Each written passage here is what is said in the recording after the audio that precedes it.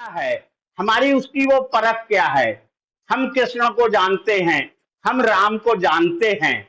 कि हमें कोई भी कह देता है कि बॉलीवुड का स्टार आया या हमारा क्रिकेटर आया, उसने नमन कर लिया तो वो सच्चा भगवान हो गया। अगर हम देखें एक दर्शन के रूप में तो विवेकानंद जी हैं। हम तो कहते हैं सबसे बड़ा भगवान तो उन्हें मानिए, जिन्होंने इतना बड़ा वो किया है। दर्शन ही देना देखना है तो ओशो जी का देखिए। तो नए नए भगवान एक क्रिएट करने से ये कहीं बाजारवाद तो हम पे हावी नहीं हो रहा है, या आप पे दीपो भव की भावना तो नहीं आ रही है। इसका अगर हम उद्देश्य भी देखें सर, तो ये निरपेक्ष उद्देश्य नहीं नजर आता है।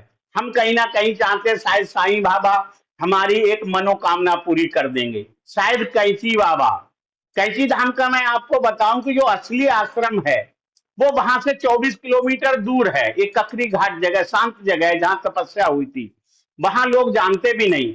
वर्तमान जो कैंची धाम है वहां हर साल एक नया मंदिर क्रिएट हो रहा है, और जो हमारे देवी देवता हैं उनका ही कहीं पे दुर्गा जी की प्रतिष्ठापना हो रही है। और जो असली में महाराज जी का जो जगह थी वहां आम भक्त को किसी को जाने भी नहीं दिया जाता है।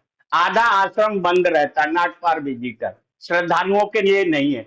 अधिकांश हम लोग जो नए नए मंदिर बने हैं 10-15 साल में हिंदी देवी देवताओं के, वहां तक होके जा रहे हैं।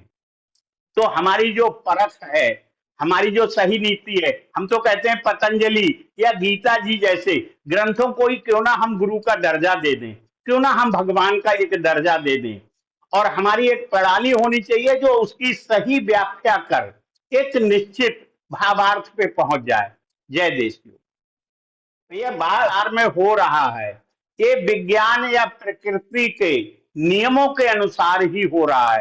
कुदरत के नियम है, हम भले ही ना समझ पाए।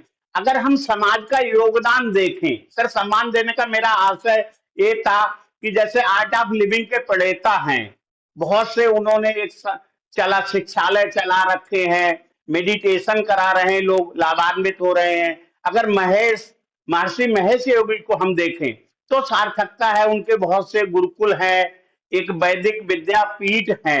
तो हम उस रूप में देखें केवल कि यहां से चमत्कार हो जाएगा। मैं आपको बता रहा हूं, आज से आप और ज्यादा दिन बाद देखिए एक नए भगवान शुरू हुए हैं बरेली में, मनौना धाम।